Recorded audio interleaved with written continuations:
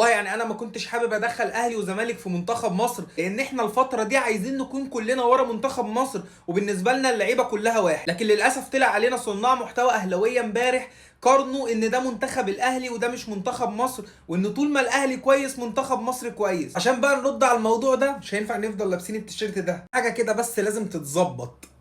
يعني انا بصراحه ما كنتش حابب ان انا يعني ارد او اتكلم في مواضيع زي دي في وقت منتخب مصر، لان احنا كلنا فعلا ورا المنتخب، وان شاء الله عايزين نجيب البطوله دي، لان احنا محتاجين نفرح. عزيزي الاهلاوي، يعني اخويا الاهلاوي اللي طالع قال لك طول ما الاهلي كويس منتخب مصر كويس، طب حضرتك دلوقتي امبارح طرد محمد هاني اللي كان كفيل قوي لولا ستر ربنا ودعاء الجماهير ان منتخب مصر امبارح ما يكسبش الماتش ده بسبب غلطه ساذجه من محمد هاني. هل كان يبقى السبب في ان مصر تخسر الماتش او تتعادل كان يبقى الاهلي؟ كان بعض من جمهور الزمالك بيقول لك ان فضيحه 6-1 في ماتش غانا كان كله منتخب الاهلي. الناس كانت بتقول لك ايه، او الاهلاويه يعني بشكل خاص كانوا بيقولوا لك ايه، مش لما المنتخب هيخسر هتقول اهلي ولما المنتخب يكسب تقول مصر. ما انت بتعمل كده دلوقتي، لما المنتخب بيخسر بتقول مصر ولما المنتخب بيكسب بتقول اهلي. لحد هنا دور تيشيرت الزمالك خلص، لان انا مش حابب ان انا اكمل في حاجه زي دي. ثانيه واحده كده بس، بصوا يا جماعه عشان ما اطولش عليكم، رساله بس حابب اوجهها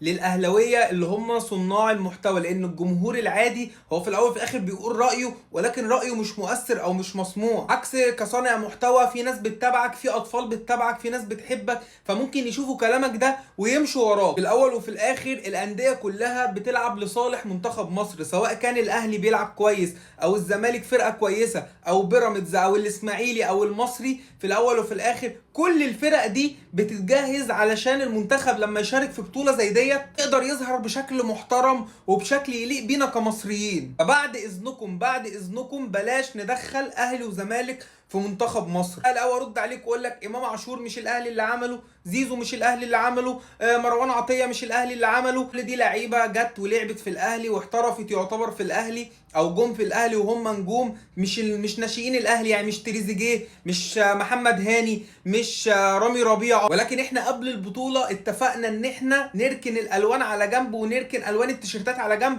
ونركز مع منتخب مصر. نفسنا المنتخب يرجع تاني لامجاده. ايام كابتن حسن شحاته ما كناش بنتكلم في الحاجات دي، ما كانش يفرق معانا اللاعب دوت بيلعب في الاهلي ولا في الزمالك، اهم حاجه ان احنا نأدي ونعمل حاجه تليق بمنتخب مصر. فعشان كده كنا بنكسب، عشان كده كنا متألقين. لكن من بعد ما الجمهور ابتدى يحب ويكره اللاعب اللي بيلعب في فريقه، ساعتها خلاص المنتخب اتدمر. بعد اذنكم نكبر ونخف تعصب شويه. التعصب حلو لفرقتك وكل حاجه، وانا راجل متعصب وبعشق الزمالك وكل حاجه، بس احنا في فتره منتخب مصر يا عم، يعني ما جاتش على شهر. قلل تعصبك ده لمده شهر وبعد كده ابقى ارجع يا عم